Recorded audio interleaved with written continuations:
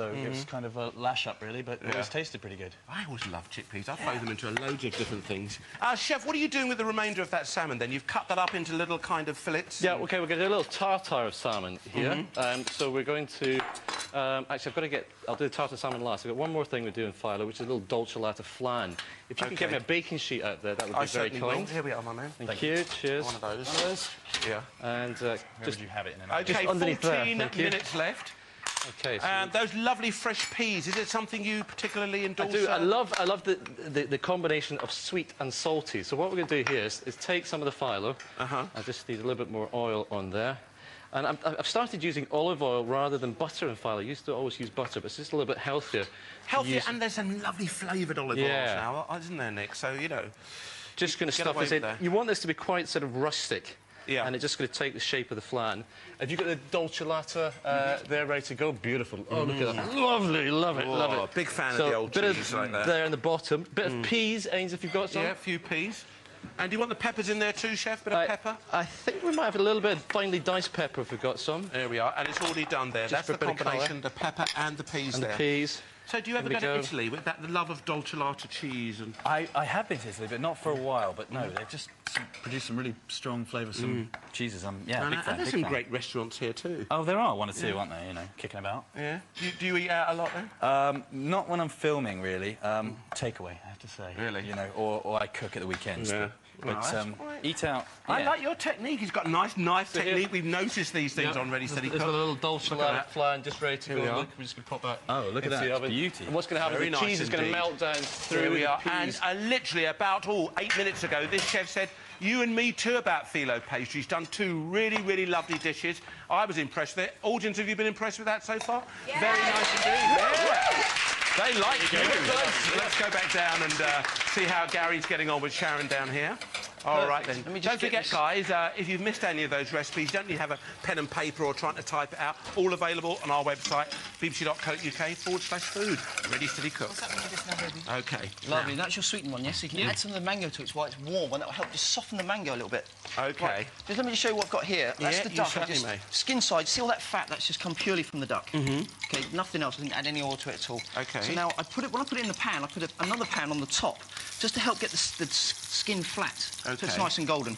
Is that something you do in the trade then? Yeah, absolutely. Yep. All right then. Very important.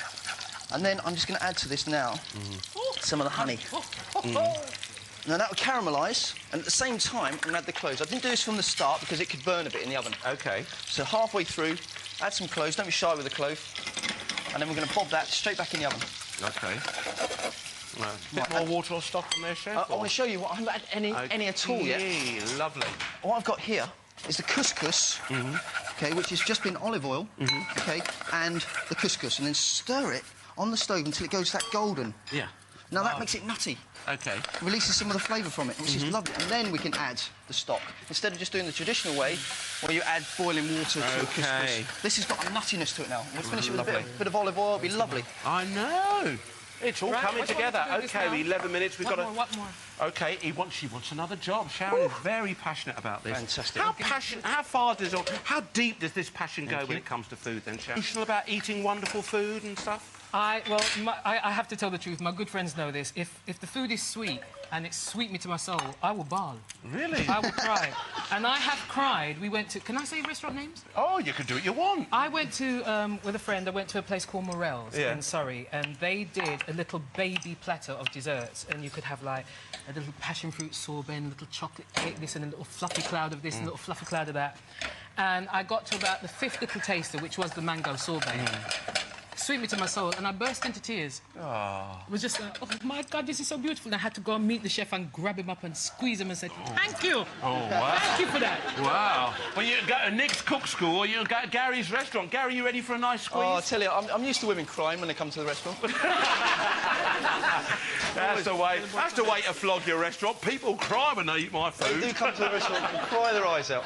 I'm sort of a counselling service as well as food. OK. Unusual. There's a very rustic-looking asparagus here, Chef. Really important. What I've done is I've actually roasted it because you don't lose any of the flavour when you boil it. When you boil it, you lose a lot of flavour in the water. Lots of garlic, rosemary and thyme, and that way it'll just keep it with a little bit of crunch to it. And do you ever put any water in it to steam and get that half that thing? No, no. All the way through that just stays in the saute pan. Exactly. All right. So I've got to say, you know, both of you, we see your characters when you're in Holby City, and you know, as I said, you're a very, very bossy person. But yeah, Lola's bossy. What do you like in true life? Does that ever transfer over to? Do any of your friends turn around and say, "Oh, she's having one of her bossy moments again"? No, I'm not bossy. No, I'm not a bossy person. I'm quite chilled, laid back. Really? Yeah. Shall we ask Luke? Luke, is she ever bossy? Oh, never.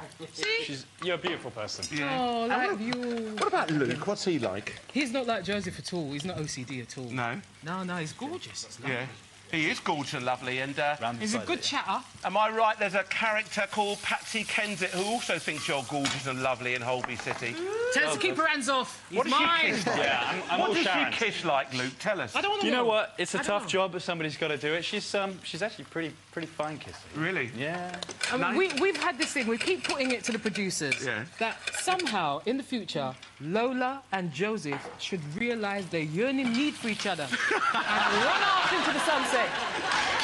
There you go. I think we can work it into this show. To be honest.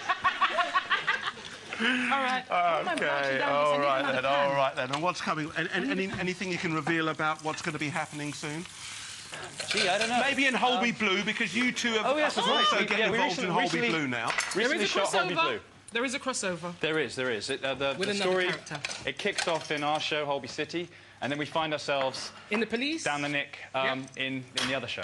Wow. Together, Wow. but with very different genders. You better tune in, ladies and gentlemen. It's going to be very, very exciting. You're tuning into Ready, Steady, Cook now. Get this. We've got about 7 minutes left, ladies and gentlemen. We've got duck cooking here. There's a wonderful broth. Gary hasn't explained anything about the broth, so let's find out about that, Chef. Looks I've really, done really lovely. Is I've made a chicken stock, just with the bouillon cubes. We made chicken stock. Here we are. Let's have a look at that, Chef. Thank you. And I brought it up to the boil, then I took it off. Let's have a Very look at important that, to take it off. And then I've just dropped into it the onion, the sweet corn, the sliced duck. So it's just gently poached. There's no heat under there. I turned it off as soon as I took the stock off. OK. Beautiful. Very That's important. looking really, really nice. Finished it with a bit of coriander. OK, so you like the idea of keeping things quite crunchy, don't you, Yeah, Chef? You absolutely. like Bit of bite, bit of retain interest. all the nutritious value that stays in there too. Exactly. Very, very nice indeed. Now- OK, let's leave them down here. Lots of lovely stuff is going on. Let's pop down there. Time really is moving on. It's quite interesting today, isn't it? Got about 6 minutes to go, so let's quickly see how Chef's getting on down here. OK, a bit of bruschetta there, Chef. Okay, bruschetta's in the oven. What we're going to do here is make very quick souffles. I'm always a great believer that you can make a soup out of anything. So we've got all these roast peppers, a little bit of chicken stock in there. OK, Just the, beautiful pepper organic. soup. Like the idea of that. And we've got all the remnants of this dressing, which has all those kind of lovely flavours, the onion, the garlic. 5.5 pepper. minutes. And over there, we've got a little rosette of salmon. We decided instead of doing a tartare with such nice salmon that we do a little rosette. We've got, over here, we've got the pea puree. Sorry, the pea sauce, and this is the pea puree, and we're going to blitz this up in a liquidizer. Just on here, I'll get Luke to do that once he's done the herbs, and that goes there. Lovely. And this will break down the peas. OK, nice and slowly Just there. once you're ready, just give that a couple of minutes, OK? You might need to just hold that round there. All right, wonderful. Keep you busy, isn't he, mate? He is. So we're just going to very quickly char grill the salmon, just a little bit of oil on the outside. Fantastic. Popping it into the I've char got to grill ask you, pan. Luke, what was it like being directed by Tom Hanks, which is probably one of the finest actors on the earth now, isn't he? Quite possibly, yeah. No, it was amazing. It was my first job. It was my first audition. It was before I had an agent, and it was... I'm throwing some of this in here, Nick. Is that good? Yeah, good, mate, yeah. How did you get that job without an agent? Well, I was recommended by a drama teacher. They were then recruiting a lot of American boys and this was for Brothers? Band of Brothers. Band of Brothers, the okay, yeah. series. And so yes, that was my first audition. It was amazing. It was like a rabbit in headlights. You go up onto the set. I was in a jeep with Damian Lewis. Suddenly thrown into the middle of the fray, and there's Tom Hanks. Heart pumping. Who's quite tall, like yourself. Yeah. You know, and he sort of greets you, puts an arm around you, introduces you to the principal cast. And you just relax and get into it. I'm a professional. No, it was Oh, great. get out of it. Get out of it. And what about Holby City? Because, you know, there's a lot of actors and actors out there who probably think, when am I going to get that part? I want the big major part. But when you originally arrived at Holby City, it wasn't a major part, was it? That's right. No, I went in as the, you know... as the relative of a dead, evil surgeon, and I was angry, and I tore a strip off Art Malik, and I was in the show for about 30 seconds, I think. Went away, job done, and then a few months later they called me in and asked me to play somebody entirely different. So There you it's go. great. Yeah. And now a part that's gone in and Holby blue. See how it starts? Sometimes just something really small. 30 seconds, and now one of our major acts in this country. You've got to persevere, guys. Nick, you certainly persevered here. Lots of interesting things. Look at that.